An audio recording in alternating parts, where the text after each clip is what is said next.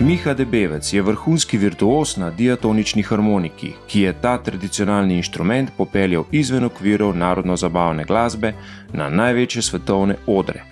Je dvakratni absolutni zmagovalec najprestižnejšega tekmovanja v igranju na diatonično harmoniko v Artemisu ter dobitnik številnih drugih mednarodnih priznanj. S svojimi inovativnimi priredbami rocka, popa in zahtevne klasične glasbe, od skupine Queen do Bacha, je polnil dvorane po Evropi, ZDA in Aziji. Velja za pionirja rušenja glasbenih stereotipov, ki je frajtonarici prinesel svetovni ugled in povsem nove razsežnosti.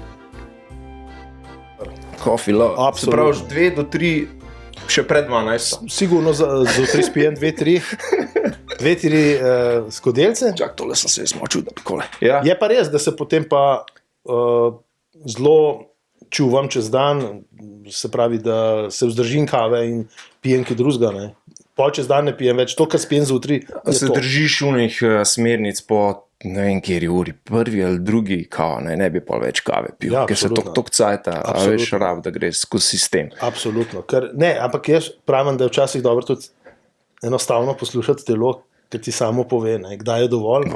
Zjutraj, se pravi, mi zelo paše spiti 2-3 skodelce, in potem imam dovolj in recimo pa čez dan pijem kaj drugega, ali pa še zeleni čaj, ali pa kaj tega.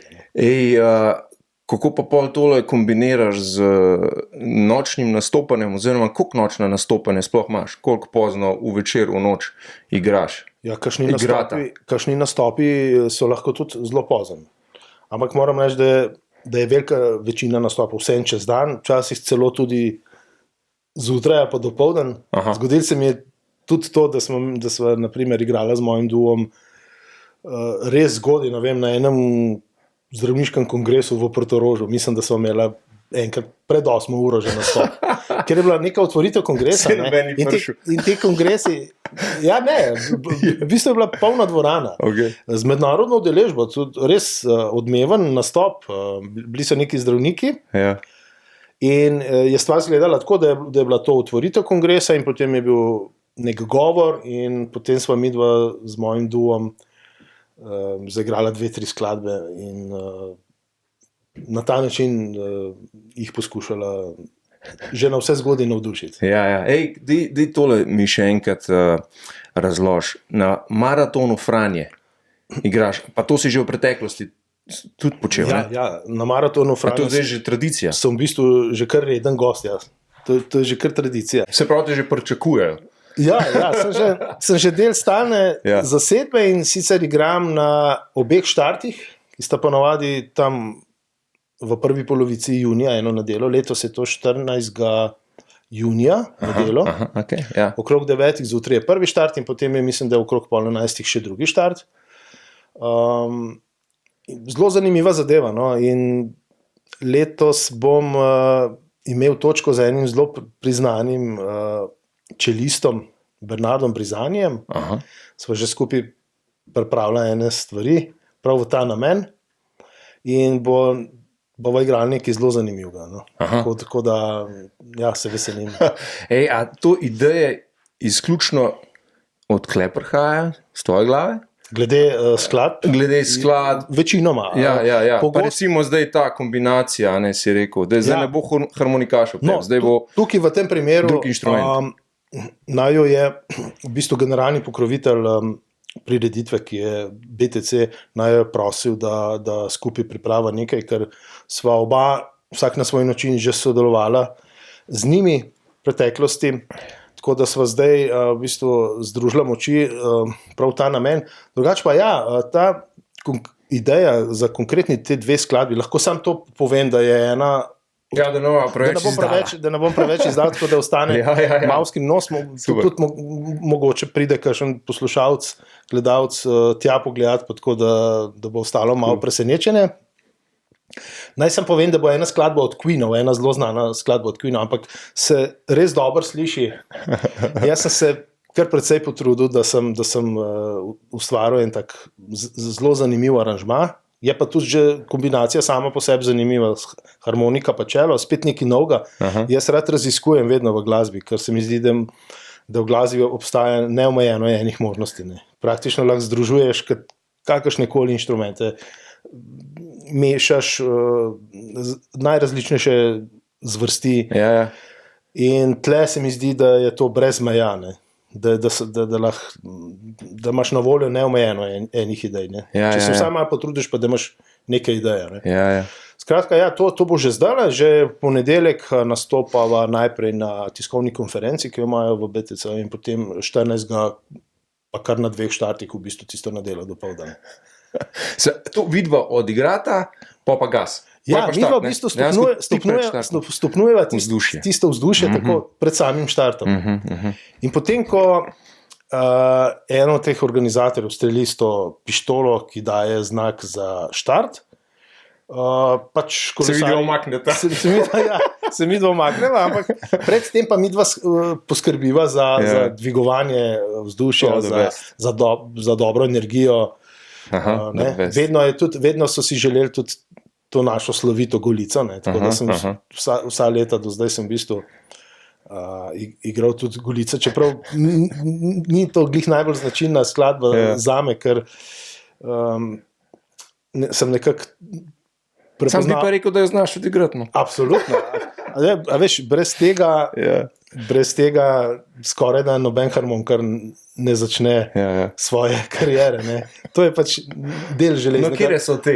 Kjer je ta železnega repertoarja? To so v Dolini Tihi, to so te, ki jih pač vsi poznamo. Na Roblek, Golica, kaj se vem, Podekle in podobne. Prav, mogoče te kakšne bolj znane Avsenikove, recimo Slakove, Miheličeve in tako naprej. To je tisto, kar nekako vsak harmonikar, ko začne z igranjem osvojine. Pole pa seveda odvisno od posameznika, ne? Kaj želi, v katero smer želi, kakšna pričakovanja ima. Zdaj, večina se nekako zadovolji s tem, ne? Večina harmonikarjev. Redki smo pa tudi taki, ki nas pol zanima še mogoče kaj več in jaz sem res velik del svoje glasbene poti sem posvetil temu, da sem raziskoval različne nove vsebine, glasbene žanre. Zanimalo me je vse, kako se sliši, ne vem, rock na harmoniki, klasika, tango, skratka, žanrska raznolikost. Ampak to je, mislim, da je v človeku, na vse zadnje je harmonika samo orodje za izražanje ideje. Vse ostalo je pa v naših glavah, kaj mi želimo s tem početi, kakšne ideje imamo. Kako so pol nate sošolci gledali, recimo v osnovni, srednji šoli, ti si igral inštrument za neveselico, oni so pa vsi poslušali, ne vem, elektro, metal, rock. To je zelo zanimivo vprašanje, ampak to je več enih dejavnikov. Jaz sem recimo prihajam iz okolja, kjer je itak harmonika zelo priljubljena. Kar razloži, kako se to je začetki izgleda. In tako, kot sem prej omenil, na začetku pač vsi harmonikarji igramo te preproste, ljudske, narodno-zabavne skladbe, Slakove, Dolini Tihi, Avsenikove, Golice in tako naprej. Ne? In je res, da jaz sem v tistem času, ko sem jaz recimo hodil v osnovno šolo, ko sem jo obiskoval še tam v bistvu v mojem okolju, iz kjer izhajam, iz Rakitne, pa potem še sem končal osnovno šolo v Preserju, to je v sosednji vasi. Takrat sem bil v bistvu še v tistih letih, ko še nisem začel tako v resnici raziskovati druge žanre in se ukvarjati s tem, da bi igral tudi, kot sem prej omenil, klasiko, rock'n'roll in tako naprej. Čeprav takrat so recimo vsi, mi, ko smo bili v 7. 8. razredu osnovne šole, takrat so bili popularni Gansi, se spomnim. Ja, GNR. Ja, kad so vsi poslušali Ganse. Ampak jaz sem takrat na inštrumentu še preigraval te čisto standardne klasične skladbe za harmoniko, ko sem jih prej omenil, Slak, Mihelič, Avsenik in tako naprej. V bistvu sem pa začel bolj intenzivno raziskovati nove zadeve šele potem kasneje, ko sem bil, recimo, ko sem končal gimnazijo, pa potem še posebej na fakulteti, pa potem tudi po fakulteti. V bistvu se je resnejše moje raziskovanje začel v kasnejši dobi. Ampak moram reči, da nisem nikoli čutil kakšne posebne stigmatizacije ali pa nekega, slabšalnega odnosa kogarkoli do tega dejstva, da sem pač igral harmoniko. Prvič sem bil v takem okolju, kjer je bila harmonika izredno priljubljena. Res pa je tudi, da sem jaz v tistih letih že zelo intenzivno tekmoval na domačih in mednarodnih tekmovanjih in sem večkrat dosegel tudi izjemne dosežke, bi rekel, v mednarodnem smislu. Večkrat sem zmagal takrat na teh najprestižnejših tekmovanjih, v bistvu na tem inštrumentu v svetovnem merilu. Tako da sem si na ta način takrat tudi pridobil nek ugled v svojem okolju in v šoli. No, pol je prišel ta čas gimnazije. Takrat sem tudi ves čas, pač, ko sem hodil v gimnazijo, sem tudi aktivno nastopil. Recimo, takrat sem tudi veliko nastopil po tujini, Avstrija, Nemčija. Sem bil recimo v enem obdobju kar prava atrakcija, sem bil taka pojava, sem imel še daljše kodraste lase, kot jih imam zdaj 5. Ja, volumen. Ta pričeska, ki jo imam zdaj, le da je bila veliko večja. Takrat, in sem bil atrakcija, zelo virtuozno sem igral in so me vabili kot gosta na razne dogodke, tako po Avstriji, tam okolici Salzburga, Innsbrucka, Tirolska. To je bil čas srednje šole. To je bil čas, ko sem bil v gimnaziji, tako v srednji šoli. Jaz sem obiskoval gimnazijo Vič. Gimnazija sama po sebi je bila že zahtevna, saj vsi vemo, gimnazija zahteva kar veliko truda. Tako da takrat sem to nekako balansiral, pač ta študij, pa te nastope, vse, kar mi je ostalo prostega časa, sem še vedno veliko vadil, ustvaril, nastopil. No, ampak bolj resno raziskovanje, da sem začel odkrivati nove zadeve, inovacije, so se začela po bistvu, ko sem prišel na fakulteto. Jaz sem hodil še na fakulteto za družbene vede potem. Ampak kmalu po tistem, ko sem diplomiral, med tem časom, ko sem bil na fakulteti, sem zelo veliko nastopov, začel raziskovati nove stvari. Ko sem pa zaključil s študijem, sem se posvetil pa izključno samo glasbi. In sem bil leta in leta, sem bil v bistvu samozaposlen v kulturi, sem imel status, tako da sem se takrat res temeljito posvetil temu in šele takrat so se začela resna raziskovanja. Sem ustanovil pa svoj ta prvi projekt Trio Mihe Debevca. In to je bila že ena taka... Začel se je s triom. Ja, to je bila že ena taka zanimiva stvar, ko smo, mislim, da je bilo to leta 2004, če se ne motim, ko sem posnel s trio zasedbo, v bistvu ploščo, na kateri sem v bistvu na tem inštrumentu, na frajtonorci po domače rečeno, preigraval vse živo. To je bila takrat sem nekako začel orati ledino. Tista plošča je še danes za marsikoga res fajn, še danes mi kdo reče, iz glasbenih vod mi reče, tista tvoja plošča je bila pa tako zanimiva. Noviteta, je bilo gor vse od Mozarta pa do ne vem kjerih vseh tangov, francoskih, potem pa raznih etno skladb iz različnih koncev sveta. Tako da je bila, tiste je bila takrat v tistem obdobju, v tem prostoru se mi zdi, da je bila kar neka taka, neka zelo odmevna zadeva. No, pol je bilo pa tako, da sem pa na enem izmed nastopov spoznal pa tedanjega ustanovnega člana tega mojega dua Spopad harmonik, ki je bil pa res velika uspešnica. In to je bil Tomaž Rožanc, ko sva se po naključju nekje srečala in ko sva se začela pogovarjati, ugotovila, da imava podobne poglede na harmoniko. On je sicer igral klavirsko, klasično harmoniko, jaz pač diatonično ali frajtonarca. In potem se je začel neverjetno hitro dogajati toliko veliko. Enostavno so se tako dobro ujela v glasbenem smislu, res začela so delati prve stvari in sva... Pa oba sta bila že poznana, ne? Ja, na nek način ja. on je tudi sodeloval takrat, mislim, da tudi z Nejšo, pa ne vem, Elito Sonik, pa tako z enimi parimi temi kar znanimi imeni. Jaz sem pa že bil tudi zelo aktiven, tako kot sem rekel, imel sem trio, ne. In pa so ugotovili, da se tako dobro ujamejo, da je to tako dobra kombinacija in s tako, bi rekel, bogatim zvokom, ko združiš ta dva inštrumenta, da sva začela dobivati tudi res neverjeten odziv od ljudi. Ne. In takrat se je začela zgodba zelo uspešno pač odvijati. Sva začela mi dva veliko delati, nastopati. Posnela sva pa to znamenito ploščo Spopad harmonik, ki je prišla celo med, mislim, da top 30 najbolj prodajanih plošč v tistem času, kar je v bistvu za inštrumentalno glasbo velik uspeh. Ker tam so prednjačali popularni izvajalci, ne, ki imajo vokal, pa ki jih vrtijo radijske postaje, ne.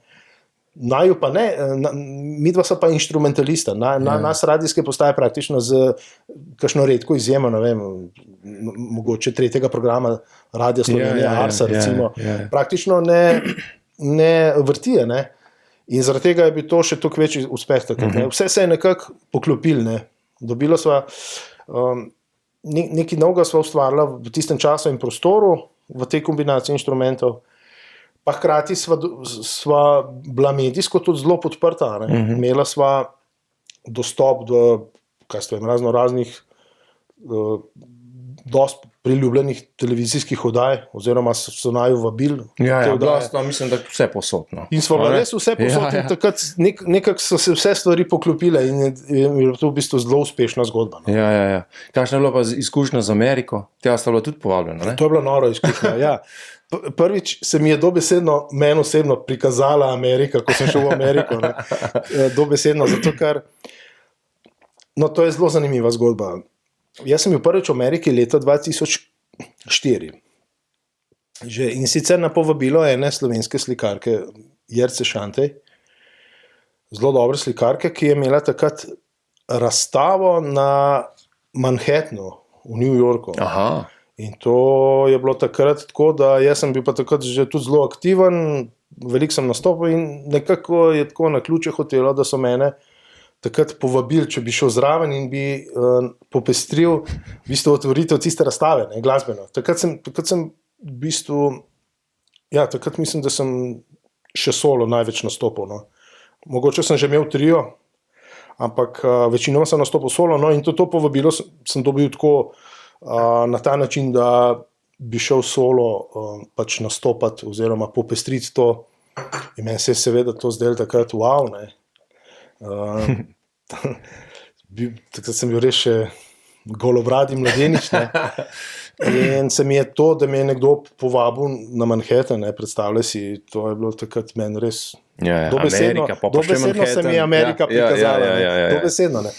Takrat je bilo še tako, da je še ena izmed naših turističnih agencij zvedla za ta dogodek in so celo naredili en prav cel aranžma in je šlo kar nekaj drugih ljudi še tako čist zraven turistično, ki so šli na ogled New Yorka, ampak so potem vključili v ta ogled tudi ta dogodek. Ne. In tako da je šlo pol, ne vem, za kakšna 2 avtobusa je šlo tudi Slovencov gor in res, in prvič, ko to vidiš, ne, te dimenzije, mislim, to te res, tega nam nikoli pozabil. Ne. In to je bilo prvič, ne? To je bilo prvič, res impresivno, ko prvič prideš, ko se spomnim, smo se vozili z JFK na Manhattan, ne. Res impresivno, no. Impresivno, sploh prvič, ne. No, tako se je začela zgodba, ne, kar se tiče Amerike, ne. To je bil moj prvi nastop. Potem so šla pa enkrat že s tem mojim prijateljem Tomažem Rožancem, ki je bil torej ustanovni član tega uspešnega dua Spopad harmonik, ne. Sva šla pa nekaj let kasneje, potem, ko sva aktivno delala skupaj, sva šla pa ponovno v Ameriko, sva imela pa koncert v cerkvi Svetega Cirila, spet na Manhattanu. To je pa tudi neverjetna zgodba. Tam je vse poti vodijo v Manhattan. Ja, to je en zelo zanimiv gospod, en duhovnik, in tam je ena slovenska cerkev, ki ima eno malo dvoranco in je bilo In je bilo tudi super, res nepozabno. To je bil nek festival, ne? Ali kako? Ne, ni bil festival. To so prav s pomočjo konzulata, slovenskega konzulata v New York, v bistvu smo priredili neke vrste slovenski večer, koncert, duo harmonik, na katerega je prišlo pa tudi kar precej enih uglednih ljudi, recimo. Ne. In mogoče iz diplomacije, pa tudi sicer pač izseljenci, recimo, kar nekaj izseljencev, ki drugače živijo pač v Združenih državah. Ne. Tako da je bil super večer. No in potisnem sem bil pa še celo dvakrat. Moram reči, da sem bil do 30. leta, sem bil vsega skupaj 4-krat v Ameriki. Potem sem šel enkrat še v bistvu z duom v Cleveland, tam je bilo tudi zelo zanimivo. Tam imajo pa vsako leto imajo Slovenci nek večdnevni dogodek. No to sem mislil prej, sem zamešil. Ob Thanksgiving, ob zahvalnem dnevu, to njim zelo veliko pomeni in takrat oni v Clevelandu, tam v centru Clevelanda najamajo en hotel in to je nekaj neverjetnega. To se 4 ali 5 dni skupaj. To manjšine pa pridejo na kup. To je kot neke vrste festival in pridejo iz cele Amerike, priletijo tja. Ampak, a veš, takega, bi rekel, spoštovanja ali pa takega občutka ali pa ljubezni do domovine, ki ga tam doživiš, tega ne doživiš nikjer, ker se vidi se, da so oni res toliko oddaljeni od tega, da če se kadarkoli zgodi karkoli v povezavi z domovino, da to še toliko bolj čustveno doživljajo. Njim to toliko veliko pomeni. In to je bilo neverjetno. In to imaš polka mašo, ne?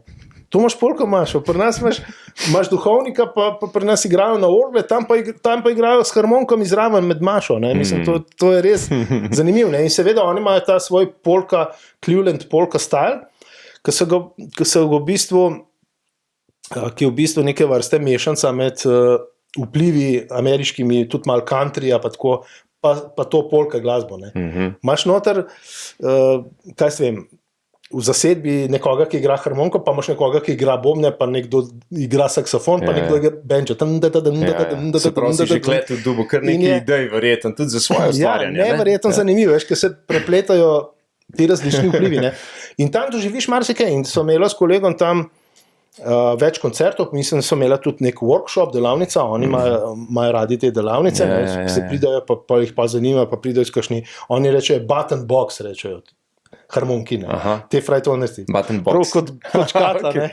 Prav button kot škatla s knofi. S knofi, ja. Tako. Zanimiv izraz. Oni rečejo prav button box, ne? In imajo prav svoje klube, tudi gor je izredno popularna še posebej diatonična harmonika. Ne? In pa imajo različne nacije, različna izseljenska društva imajo svoje klube, Avstrijci imajo svoj button box klub, imajo Nemci svoj button box, Čehi, vse narodnosti, Slovenci, ne? To je neverjetno. Ne? In potem se to čez cel dan dogaja, to so čez dan delavnice, koncerti, maše v polka stilu, ne moreš verjeti. In potem še zvečer so pa sploh rajanja za plese, bolj kot zabava. Ne? In to traja 4-5 dni in to je nekaj neverjetnega. In tam imajo svoj radio. Žal je tam je bil zelo aktiven en gospod Petkovšek, ki je žal preminil nekaj let nazaj. Zdaj ne vem, kako jaz upam, da so to ohranili oziroma da ohranjajo in da bo šlo to naprej. Pa želim mogoče še kdaj doživeti to sceno. Pa sem še to, pa sem bil pa enkrat, sem bil pa tudi sam, sem bil pa povabljen pa na Florido, je bila pa tudi nora izkušnja, imajo pa Slovenci tam v Miamiju nek svoj klub in je bilo, mislim, da ob dnevu žena, da so imeli en dogodek in sem bil takrat povabljen gor in sem letel sam gor in sem šel potem od tam pa še v Dallas, v Texas, kjer je bila pa neka največja konvencija harmonikarjev v Združenih državah. Ne moram reči, da je to tako razširjeno pa priljubljeno. In mi je bila res posebna čast, ker so takrat sem ne vem kako te organizatorji so zvedeli, da pač pridem jaz na Florido in so potem oni izkoristili to priložnost, da so me potem povabili še na to konvencijo in sem bil special guest from Europe, ne, iz Evrope. Ne. Drugače so imeli oni to svojo ameriško konvencijo. Ne. Neke vrste sami srečanje. In sem bil gost, ne, in to je bilo noro. Najprej smo imeli na Floridi, ne, ta dogodek, ob dnevu žena, In potem vem, da sem letel iz Fort Lauderdale, pri Miamiju sem letel v Dallas, sem tam bil par dni tam, imel še tam ta nastop in potem letel nazaj in sem šel potem od tam v Evropo. Ne, v bistvu. Mislim, nora izkušnja. In Amerika ima toliko različnih obrazov. A veš, razlika med eno Florido pa Teksasom je, kot da sta to dve popolnoma drugačni državi, kot da sta dva planeta. In res, Amerika je tako ogromna, s tako raznolikostjo, da bi mogel imeti človek, ne vem, več let časa za to, da bi rekel, zdaj pa vsaj malenkost Ameriko poznam. To je čisto drugače. Florida je tisti bolj sproščen južnjaški in pač morje, uno dol. Ves čas so neke zabave, posod so se spomnili. Teksas je malo bolj tak rigiden, Teksas je malo bolj, pozna se, da imajo tudi malo ostrejše zakonodaje na vseh področjih. Drugače pa vsaka na svoj način izredno zanimiva, tako za videti. Jaz sem se spomnil.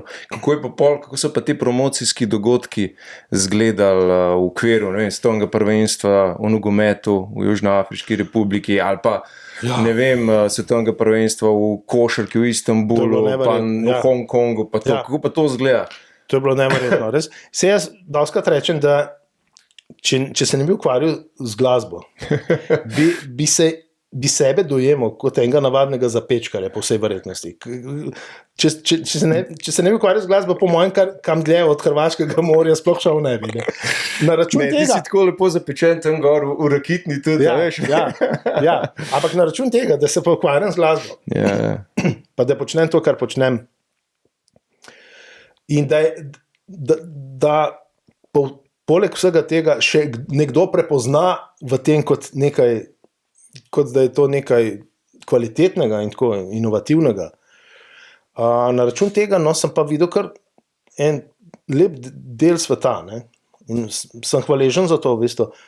To, kar si omenil, takrat sem delovala še s kolegom Rožancem, ki zdaj že kar nekaj let ni več član, trenutno je zdaj moj član tega dua, kolega Klemen Bojanović, s katerim tudi odlično sodeluje zdaj že 3. leto, še vedno zelo aktivno. Že 3 leta? Ja, že 3 leta. Jaz sem takrat naredil prav audicijo, javno audicijo, na katero se je prijavilo kar nekaj ljudi in potem sem delal izbor. To je izredno težka, zahtevna naloga. Dobiti človeka, ki je nekako kompatibilen s tabo in po človeški plati in pa seveda je hkrati še kvaliteten glasbenik. To je... Si lahko par stavkov poveš, lahko ga malo predstaviš tako na hitro. To je izjemno zahtevna naloga. Jaz sem Klemen je izvrsten glasbenik. Ja, toliko energije sem vložil v to, da je to neverjetno. Res. Ko bi si mislil, vsak igra harmoniko. Ja, vsak ima 5 minut časa igra harmonika. Sam potem pa, ko želiš dobiti nekoga, ki je pa res vrhunski, pa da se z njim ujameš še po človeški plati, pa kar naenkrat ugotoviš, da ga skoraj ne moreš, da je skoraj neverjetno dobiti. Harmonika je podobna stvar kot... Jaz dajem včasih eno zanimivo prispodobo s fuzbalom. Harmonika je tako popularna, da je to podobno kot pri nogometu. Vsak ima obrca žogo. Posledično lahko skoraj za vsakega rečeš, da je fuzbaler. Ampak jasno, da nekaj vrhunskih virtuozov je pa verjetno... Jih je pa zelo malo, pa na koncu gotoviš. Žogo brca vsak, pri harmoniki je podobno. Igra vsak, ki ima 5 minut časa, dobesedno, ker je to ljudem toliko všeč, pa toliko priljubljena stvar. Ampak pa če hočeš iskati nekoga, ki je pa res vrhunski, virtuoz in naprej, pa kar naenkrat ugotoviš, da je pa takih ljudi izjemno malo. To si pol ugotovo, si mislil, da boš lažje najdel verjeten, ne? Ja, ampak ugotoviš, da se pravim, zelo je težko, ker ljudje imajo ljudje so v izredno različnih situacijah, položajih, imajo zelo različne načrte za prihodnost. Se mi je zgodilo že, da sem naletel na nekoga, ki bi bil lahko idealen, recimo moj partner v tem duetu, pa se je, izkazalo, da bo šel čez 1 leto v Rotterdam na glasbeno akademijo študirati harmoniko in ga nadaljnjih 5 let ne bo v Sloveniji. Predstavljaj si, s takim človekom si ne moreš nič, ali pa je bil nekdo, ki je bil, doma iz, kje, iz iz neke pač zelo oddaljene lokacije, ne vem, iz Posočja, ne vem, prek Mure in tako naprej. Ne. Klemen iz Maribora? Klemen iz Maribora, ampak deluje v Ljubljani. V Ljubljani, On je drugače zelo aktiven tudi v tehle v vodah folklora. Ne. On je bil in je še vedno tudi, ne, veliko sodeloval s folkloro. Mislim, da je tudi pisal neke stvari za njih pa tako, ne. Mislim, da konkretno s folklorno skupino Rožanc, Tina Rožanc. Drugače, se pravi, že vrsto let deluje v Ljubljani, izvorno je pa iz Maribora. Z njim se super ujameva, tako da si želim samo, da bi tako ostali, da bi čim dlje načrtov imaš kar velik, skozi ves čas pripravljamo nove stvari.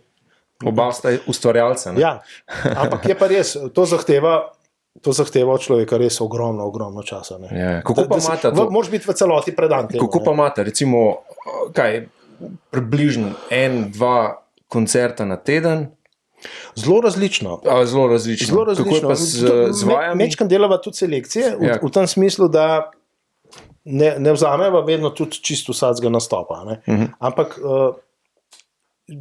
kaj se vem, se odzoveva na neke nastope, ki vseeno imajo nek ugled, nek nivo.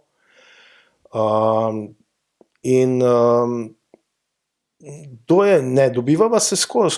Mislim, poleg tega, da mora vsak doma, to je podobno kot pri vrhunskem športu. Veš, ker če ti izvajaš kot glasbenik neko tako virtuozno, nek virtuozen repertoar, ne, to pomeni, da moraš biti ti praktično dnevno v vrhunski kondiciji. In jaz na več kot 40 let podlage pa še vedno moram se praktično dnevno ukvarjati s tem in skrbeti. Ne. Pa imaš pa tako, en del časa posvetiš temu, da obnavljaš stvari, da vzdržuješ kondicijo, ne. Kot bi, ne vem, mogoče rekel nek vrhunski športnik, kako more vsak dan iti, ne vem, teč pa v fitness, pa ne vem kaj. Ne. No, pa en del časa posvetim pa temu, ker je pa potrebno pa ves čas tudi kaj novega vedno ustvarjati. Ne. Je pa res tisti del, potem te nekako bolj motivira za to, da ti to potem še vedno rad počneš. Ne. Ker jasno, ene stvari, ki jih ti že, ne vem, ki jih ti 15, 20, 30 let recimo moraš ponavljati, samo zaradi kondicije. To sem te hotel vprašati, kdaj izgubi, harmonika ta prvotni čar, zaradi te intenzivnosti, pa zaradi vseh teh vaj, pa ponavljanja, pa to. A imaš kdaj tisto, danes pa ne paril harmoniko, ali pa... Ja, seveda. To je ravno v tem delu, za katerega sem prej razlagal, ne, ko je v bistvu, ko moraš ene skladbe, ki si jih že milijonkrat preigral, ponavljati samo zaradi tega, da vzdržuješ neko kondicijo v bistvu, ne, ker so virtuozno zahtevne in moraš enostavno jih ponavljati zaradi kondicije. Ne. Pa jih včasih tudi malo stisneš zobe, ne, pa si rečeš, spet te skladbe. Ne. Najrajši jih ne bi. Kjer pa tako rad zaigraš? Rad? Ja, tako da jo rad zaigraš. Jaz sem bolj rocker po duši. In meni so, ne vem, jaz igram tudi kakšne stvari, ne vem, od Metallica recimo. A tu pa rad zaigraš, mislim, tako, zase. Ja. Še najraje za svojo dušo. No, je tako, da še najrajši vidim tako, da sploh ne vrednotam recimo različnih glasbenih stilov med seboj, ampak se mi zdi, da je bolj pomembno to, da se zavedamo, da imamo vsaki glasbeni zvrsti obstajajo dobre pa slabe stvari. A veš, ni tako, kot eni želijo prikazati, da češ vsa narodno zabavna je za nič, ali pa vsa ta, to ni nič, ne. Sploh ni res, ne. Ne moramo tako vrednotiti žanra med sabo, ne. Zato bolj smiselno je znotraj samih žanrov razlikovati med kvalitetnimi pa nekvalitetnimi, ker vsakmu žanru obstaja tudi rock, ki je nekvaliteten, obstaja tudi pop, ki je nekvaliteten. Isto je pa narodno zabavni glasbi, ne. Zato jaz včasih raje rečem, jaz se skušam bolj osredotočati na tisto, kar je znotraj določenih žanrov dobro pa kvalitetno. Kvalitetna rock muzika, ne vem. Ja. Ne bom nikoli pozabil takrat na začetku, ko sva s kolegom Rožancem naredila recimo aranžma od te slavne, kultne The Final Countdown od Europe. Ne. Ja. In jaz se spomnim, ko so naju, to je pa že kar precej let nazaj, ki je bil še Roko Točec, veš. So naju takrat enkrat povabili za gosta. To nas tudi igrala. In sva igrala na Roko Točec, to je po mojem, ne vem koliko. 20 let nazaj. 17-18 let nazaj, po mojem. Hmalo bo 20 let, po mojem. Ja. In je bila taka zanimiva situacija. Mi smo prišla gor s harmonikami. Jasno, na Roko Točcu je jasno publika, ki je prišla tja poslušati rock. Ne? In ljudem ni bilo nič jasno, ko sva mi dva prišla gor s harmoniko. Ne? In je kar naenkrat je postala ena taka nenavadna tišina. Čutila se je neka zadrega med ljudmi. V smislu, kaj pa to zdaj, ne? Ja, kaj so te dva modela zdaj? Harmoniko. To je Roko Točec, ne? Ja. In pa sva mi dva začela tam igrati The Final Countdown in sva publiko dobesedno sezula. Šokirala so jih. Niso pričakovali česa tazga. Pa mi dva so se res potrudila, pa so tudi naredila. Ja, mi grejo kar malo kocine, zdaj kaj razlagaš, mi grejo kar malo kocine. In je folk znoro. Vsi tako, 10, ne vem koliko, 15 tisoč ljudi, mislim, noro. Še meni grejo kocine. Hudo. Ko se spomnim. A veš, najprej je bilo una neprijetna, kaj je zdaj to? Pa so jih pa čisto šokirali, ker niso pričakovali česa takega na harmoniki. Še posebej ne narejenega na tak način, ki je bilo res, ker smo se res, a veš, jaz ogromno časa vložim v to, da so res aranžmaji taki, kot so. Si perfekcionist. Ja, jaz se včasih mesece in mesece ukvarjam lahko z eno skladbo. A je to dobro? To ne pomeni, da vsak dan delam, to je lahko dobro, lahko je pa tudi breme. Ja, sej. Ta nagnjenost perfekcionizma je lahko tudi breme. Potem lahko zastaneš, pa se samo že eno stvari ukvarjaš. Človek enkrat ugotovi, da ne bo nikoli z ničemer zadovoljen. Moraš vseeno nekje mejo postaviti. Lahko je past, ja. No, ampak hočem reči, jaz delam stvari tako, da zelo veliko preizkušam najrazličnejše ideje, veš, ko delam nove zadeve. Ne. Res. Najrazličnejše kombinacije, pustim skladbi, da zori. A veš, ker vsako stvar bi lahko naredil tudi zelo na hitro. Ampak bi se temu primerno verjetno stvari tudi slišale in bi bile veliko bolj banalno bi se skupaj spadali.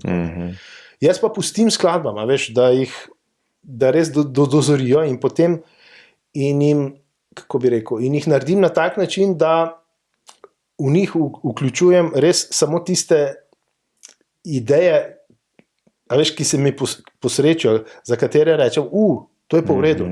Ampak zato pa rabiš ti čas, ne? Ti moraš pustiti stvar, da lahko prespiš, pa da spet probaš, pa vidiš, pa se ti kaj boljšega utrne. Pa ni bilo verjetno zmer tako, ne? Verjetno si v preteklosti si želel hitrejše rezultate. Zdaj pa veš, da to zahteva čas. Zdaj ti je pa to čisto vem, kako to gre. Starejši kot sem, več mi to pomeni, zato ker mi bolj kot vse drugo mi pomeni kvaliteta, veš. Res. Bolj mi to pomeni. In s tem občutkom živim že kar nekaj let, ne? In zato pa tudi včasih pravim, da smo mi dva res tako bolj butična, ne? Kako bi temu rekel, če uporabim to prispodobo iz modnega sveta, ne? Ampak res smo bolj butična, ne? Delamo na kvaliteti, ne? Tisto,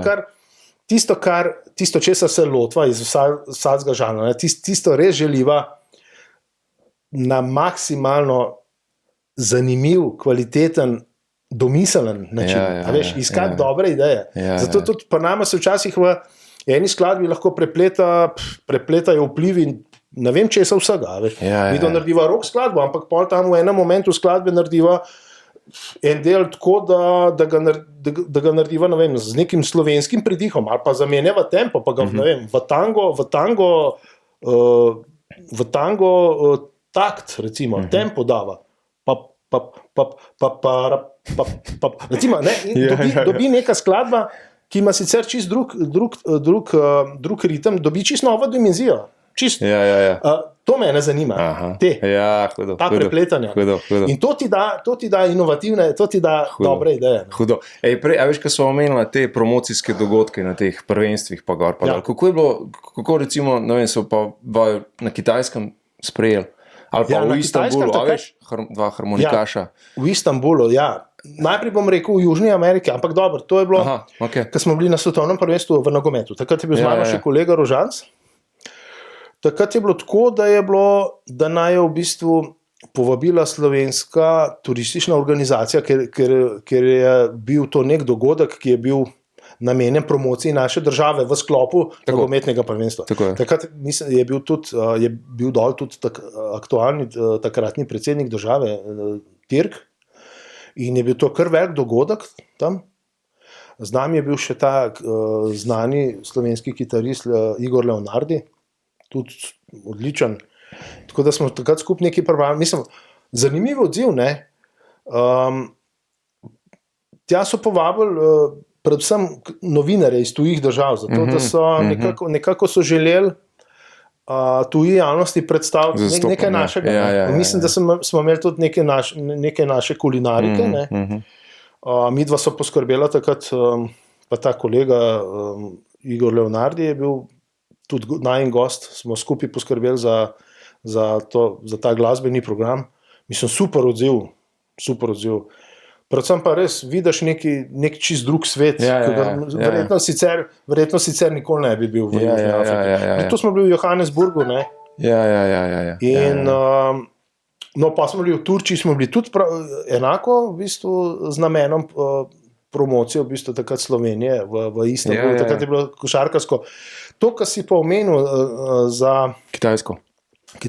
Takrat sem bil pa jaz že z drugim članom in sicer takratnim članom Robijem Novakom, tudi odličnim glasbenikom. Zdaj on igra, on nadomešča občasno ali pa kar stalno, v bistvu je stalna zamenjava za Saša Avsenika v bistvu.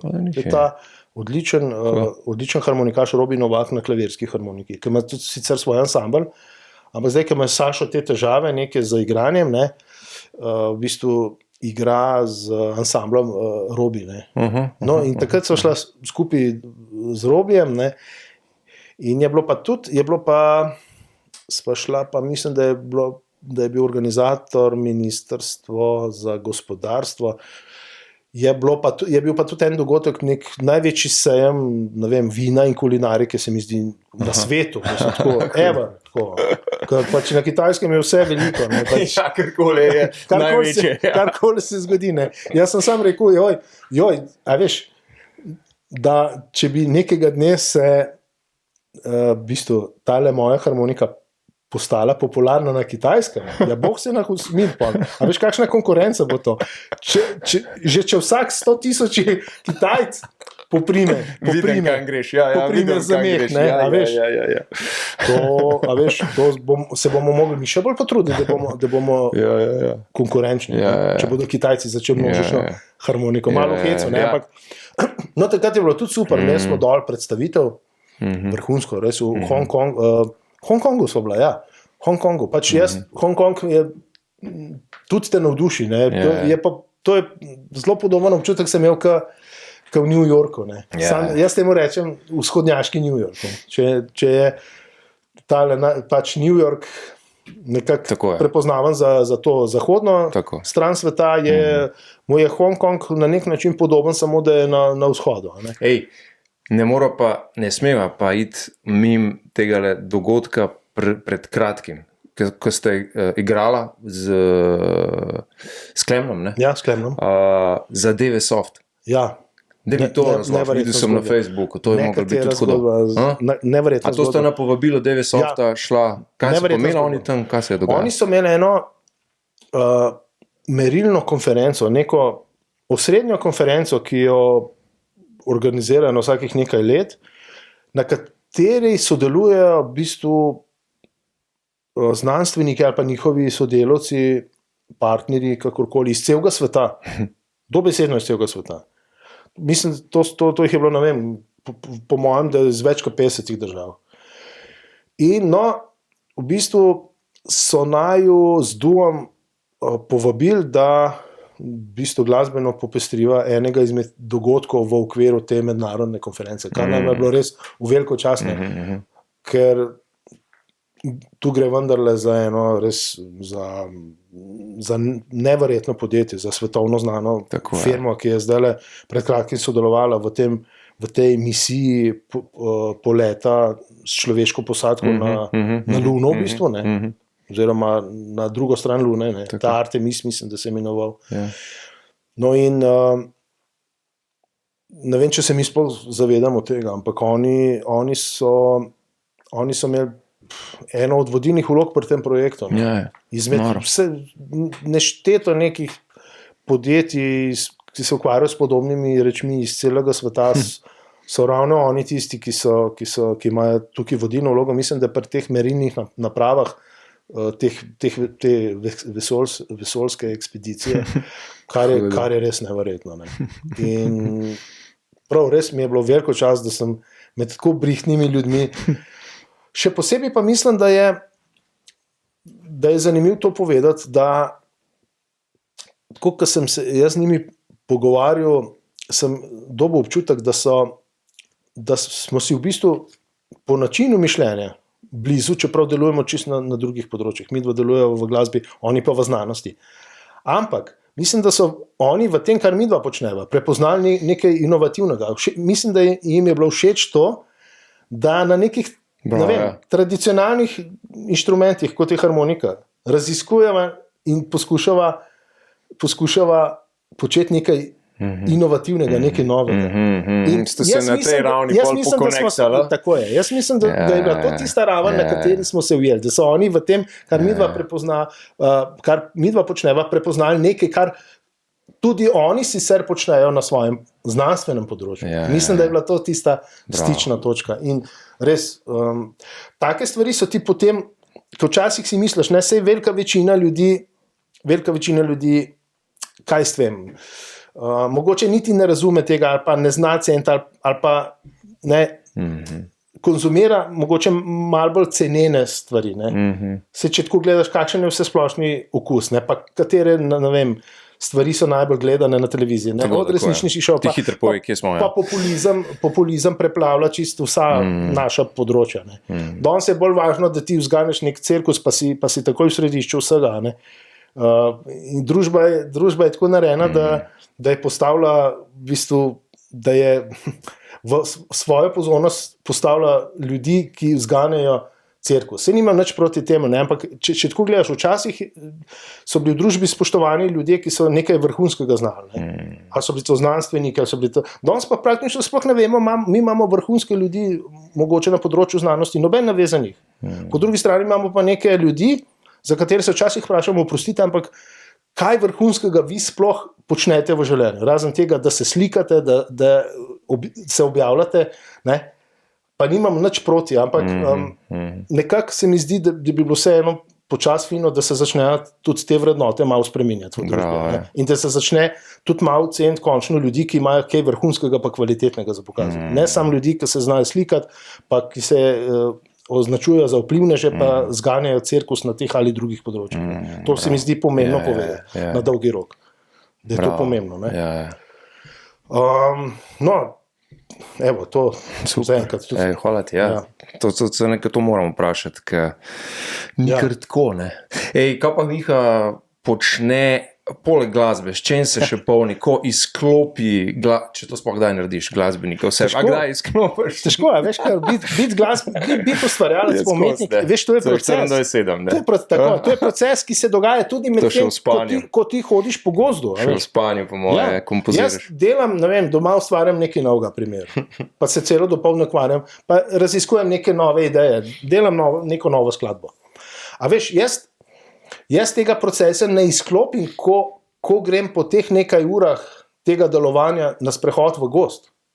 Oziroma težko.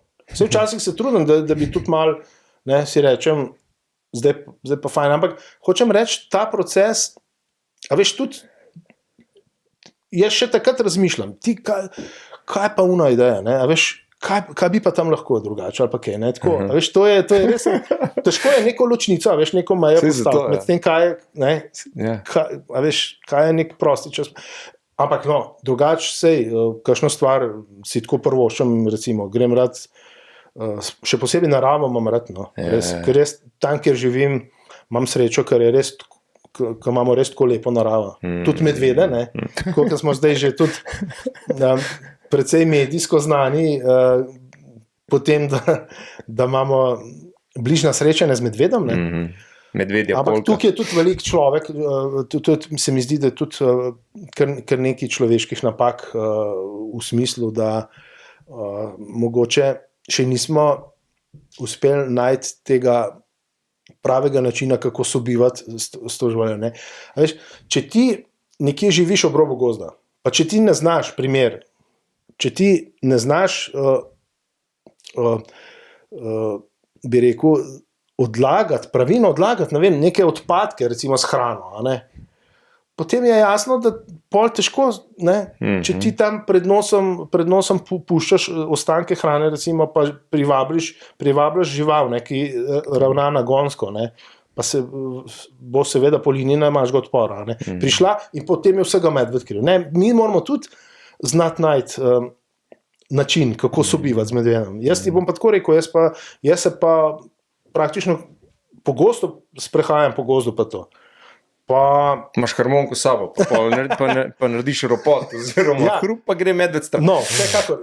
Ni dolgo nazaj, kar sva z očetom naletela na 2 medveda. Aha.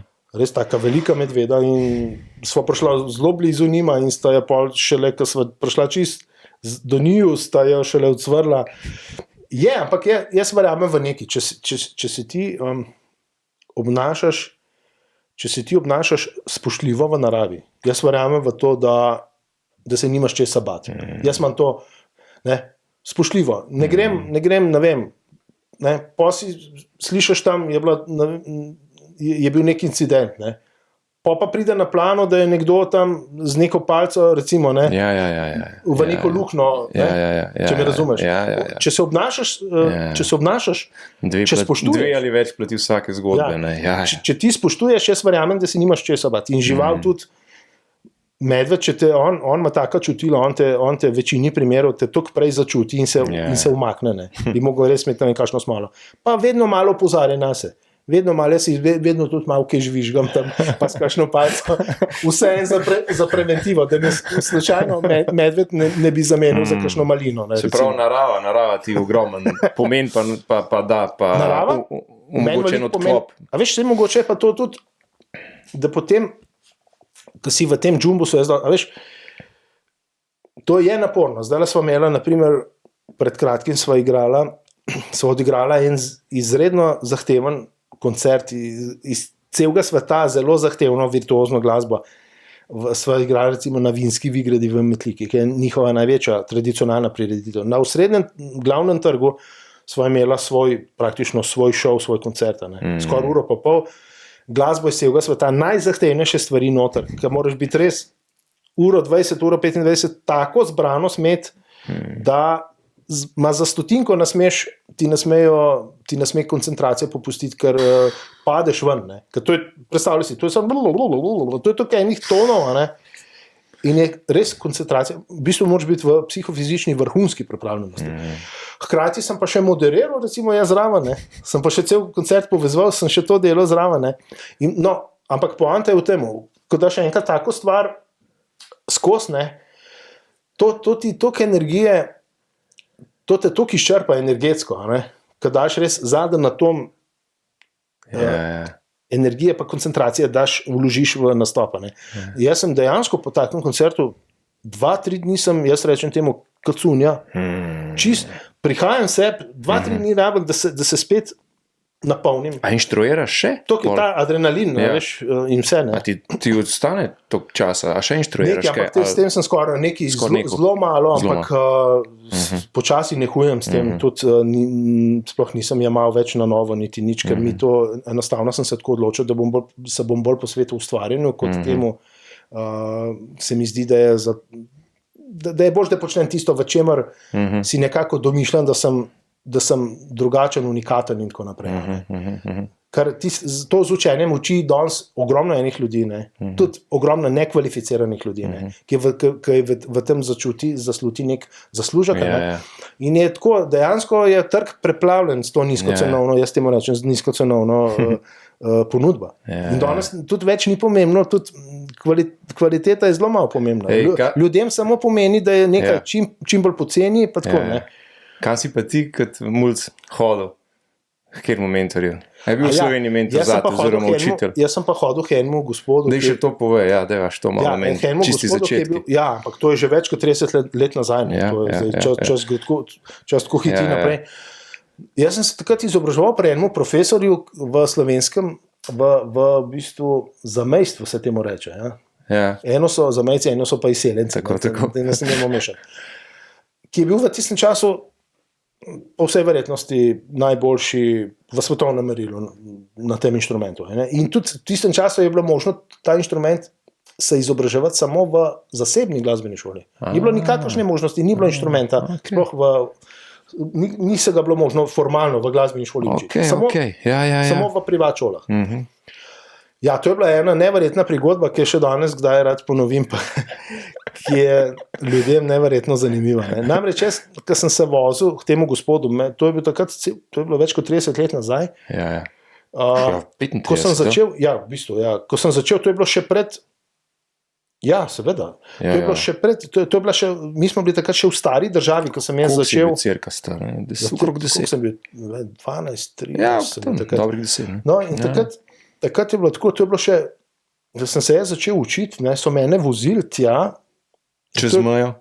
To je bil cel projekt, mi smo imeli fičota takrat. Koliko si ostali? Ceste so bile to ni bilo tako, kot zdaj, mi smo se po makadamu vozili. Avtoceste ni bilo, je bila samo do Razdrga. Čez mejo priti je bil cel projekt, to si mogel vse narediti prijave, tam čez Fernetiče, pa ne vem kaj.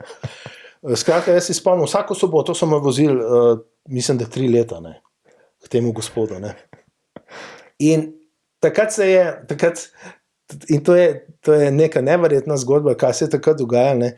Namreč, jaz, ko sem hodil čez te mejne prehode, jaz sem postal še taka maskota med temi cariniki, ki so delali tam na teh prehodih, da so me vsi že poznali, ob sobotah sva z očetom hodila in jaz sem toliko rad igral ta inštrument, jaz imam toliko, to mi je pač dano, da imam toliko rad glasbo in da sem sam od sebe komaj čakal, da sem lahko tisto, kar sem se na uri naučil, potem, ko sem se z očetom vračala, da sem že ponavljal tisto in sem šel na zadnji sedež fičota, se predstavljaš?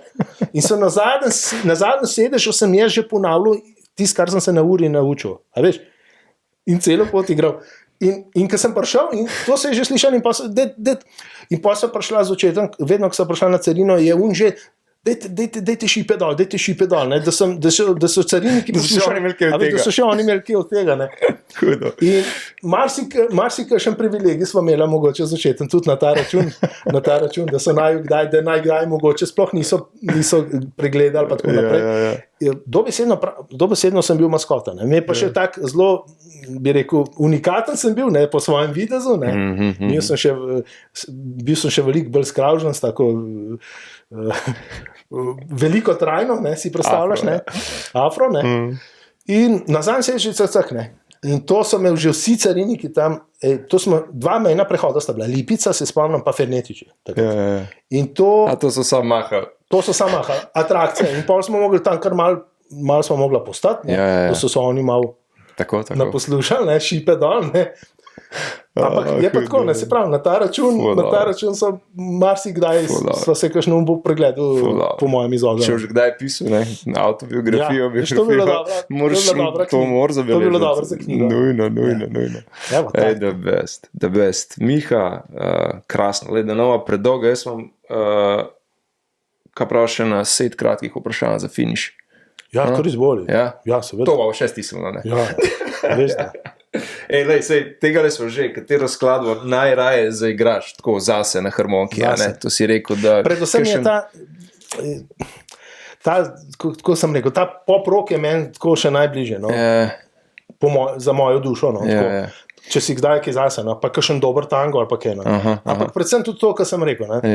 Imaš tudi v klasiki kakšne stvari, ko so mi ful dobre. A veš, v različnih žanrih lahko. Ni nujno zdaj sem to samo. Si širok. Avsenik ali Slak? Ali ansambl Mihelič, Franco Mihelič? Ne, bolj Avsenik pa Slak, ampak vsak na svoj način. Slak se je znal izjemno dobro dotakniti src ljudi, širše populacije. On je bil zelo preprost, zelo preprost, ampak zelo je vedel, zelo je začutil, kaj imajo ljudje radi. Preprost, ampak jaz sem ga na nek način spoštoval. Sva se tudi osebno spoznala in ker sem celo tudi jaz en intervju z njim delal za neko v okviru fakultete, takrat me je nekaj zanimalo. Jaz sem ga na nek način spoštoval. Avsenik je pa spet na drug način zanimiv. Jaz bi rekel, oba sta spoštovanja vredna. Že iz tega stališča, ker se mi zdi, da sta oba uvedla neko svojo izraznost, nek svoj slog. In jaz to najbolj spoštujem. Meni se zdi, jaz čutim pomanjkanje v Sloveniji tega, da bi ljudje bi se bolj potrudili, da imajo nekaj svojega v tistem, kar delajo. Ker včasih je samo kakšna minimalna ideja, kakšen zanimiv inštrument dodaš zraven, pa si lahko čisto poseben, pa te potem poznajo. Niso mi povšeč vsi tisti ansambli pa ustvarjalci, ki samo posnemajo. Veš, ki samo slepo nekaj, kar je bilo že neštetokrat slišano, samo ponavljajo. Zato iz tega vidika sta mi ona dva. Avsenik je malo bolj kompleksen, mogoče tudi aranžmajsko ima določene stvari tudi zelo na nivoju narejene. Dovršene. Absolutno, bolj kompleksen kot Slak. Slak je bil bolj ljudski, Avsenik je pa bolj kompleksen, bolj zahteven, ampak tudi izjemno, vsi vemo, mislim, tako bogato zakladnico vseh skladb, pa vsega, kar ima Avsenik, se še danes vidimo, tudi kako tudi Sašo, v bistvu, to tradicijo naprej, pa koliko je povpraševanja po tem, pa kakšno spoštovanje uživa, ne samo pri nas, ampak tudi zunaj. To si že malo omenil. Igrati pred razprodano dvorano, ne vem, več tisoč poslušalcev, ne vem, butični družbi poznanih ali pa nepoznanih so vseeno nekje ob ognju, recimo, kaj ti je? Vsaka stvar ima nek svoj čar, vsaka na svoj način. Ampak bolj bi te verjetno utrudil tisti prvi režim, Ja, seveda, odvisno veš, če je to neka družba, odvisno v kakšnem kontekstu, če je to neka družba, ki je taka spontana, da smo neki prijatelji, da smo v neki dobri družbi, je lahko tudi to smo že doživeli. Čeprav moram reči, da mene zmeri tudi, da včasih mi tudi kakšna stvar ne paše, ker mi od nekdaj, kjerkoli se pojavim, ker ljudje vejo, je prvo vprašanje, včasih recimo se cel dan ukvarjam s harmoniko in bi si zvečer samo želel nekam iti brez harmonike, pa samo, ne vem, eno pivo spiti čistko, sproščeno. In je prva stvar, ki me ljudje, ki se kje pojavim, kje imaš harmoniko. A veš, tako da včasih mi je to tudi malo, iskreno rečeno, tudi malo breme. Veš, ker ljudje tudi nimajo tega občutka, da mogoče se pa ti, mogoče bi počasih rabil pa tudi ti malo. Jaz te tako dobro že poznam, da vem, veš, da... Ne, res, to je res.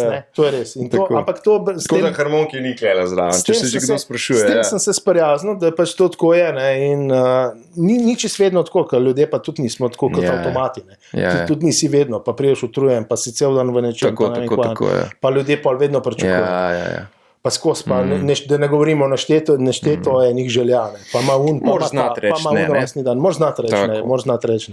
No, drugače pa to, kar si rekel, si mi je pa spomnil na te, mislim, to je pa tudi igrati pred točno množico, toliko veliko. Mislim, da imam po mojem rekord, ko sem igral na tistem dogodku, takrat, ko ste ga imela, če se spomniš, Lado Bizovičev pa Jurij Zrnec v Stožcah, ko ste imela tisti dogodek. Točno. mislim, da si to not padel. Tam je bilo, ne vem, mislim, da je bilo čez 30 tisoč ljudi. Čez 30 tisoč ljudi. To je bilo po mojem eno večjih prizorišč, na katerem sem nastopil. Pa ne vem, recimo pred leti sem igral v razprodanih stožcah z Dobiozo, recimo, sem bil gost. To sem se tudi spomnil. Je bil tudi poseben občutek, moram reči, mislim, da sem mogel zbrati kar nekaj korajže. Ni tako enostavno, ko vidiš ogromno. Kakšno kilometrino imaš, recimo, pa še vedno. Pa s tako kilometrino. Ampak tiste je bila po dvorani, se spomnim. Tiste, ki ste imeli Lado Pazanac, je bilo odzun, je bilo na stadionu. Tiste je bilo po dvorani, ampak je bilo tudi, veš, tiste poseben občutek, tako res ogromno ljudi in stopati tako pred razprodane stožce na oder, ni tako preprosto. Pa čeprav imaš leta in leta, saj ne gre toliko za nek tak strah, da bi doživel neko paralizo v tem smislu. Ampak bolj je tisto neko straho, neko spoštovanje, veš, neko spoštovanje imaš, kar je pa po svoje to dobro, ker držiš potem tisto na ta način. Ne bi rad zafrkal. Na ta način držiš tudi, prideš izredno skoncentriran, osredotočen na tisto.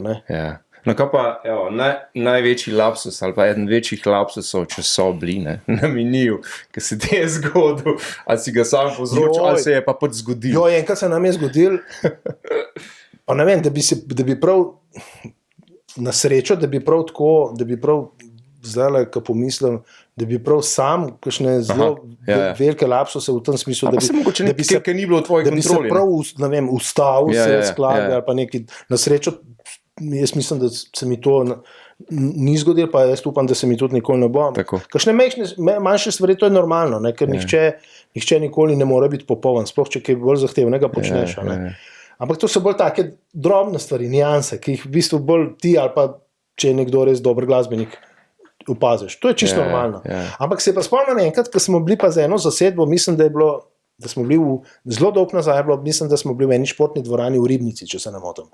Je pa med nastopom zmanjkalo elektrike. Vidiš, tako da to ni bilo povezano s tem, kar sem jaz, ampak vem, da smo se mogli da smo ne vem kaj, da smo se mogli kar znajti nekako, ljudje so razumeli.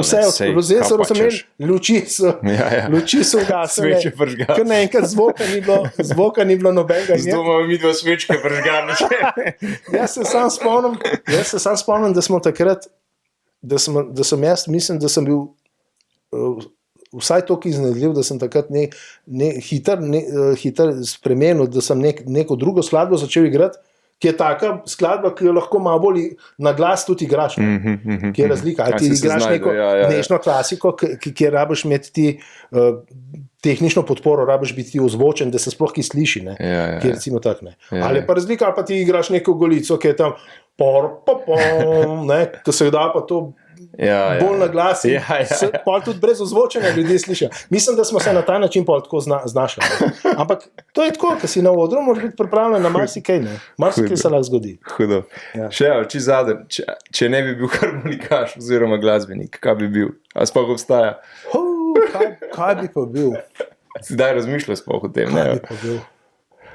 Ja, dobro vprašanje. Ne vem, mogoče bi bil kakšna arhitektura, recimo, me zanima. Kako so, ne vem, dostikrat se zalotim, ko dajem pozornost temu, da kako so, ne vem, kakšni prostori razporejeni, kako bi imel urejen to, kako bi, kakšen dizajn. Mogoče to, mogoče tudi celo kakšen športnik. Ne vem, jaz sem izredno rad sem recimo nogomet igral, hokej. Še celo tudi visok si, pa tako, veš. Celo na tekmovanja, ko sem bil še v osnovni šoli, sem celo na tekmovanja hodil občinska v nogometu. Če ne bi vstal pri harmoniki, mogoče bi Skopitarja zdaj šla skupaj v penzijo. Bi mogel začeti malo bolj trenirati, kot ti, veš. Če bi se hotel malo bolj v šport. Hudo. Ej, the best, full over, ej. Kako se počutiš? Super. Je ratal, ali? Odlično. Hvala ti za... Pa druga, ne? Druga pojavitev. Že druga? Ja, jaz upam, da sva gledalcem, poslušalcem dala kakšno zanimivo informacijo, da jim bo to zanimivo se mi zdi, da je kar v redu uspel, da so bila tako dosti spontana. Pa posredno si tudi dal, kakšen mogoče na svet, na debutnim novim ali pa že uveljavljenim glasbenikom. Ja, mogoče kakšen navdih komu, ali pa kakšno idejo, ali pa karkoli. Tako. Se ti zahvaljujem za lepo, da si uletel. Da pa kavico do konca spila. Hvala ti, srečno naprej na vseh področjih. Hvala ti. Pa še kdaj, ne? Hvala ti, pa še kdaj. Deva. Ajde, čau. Čau.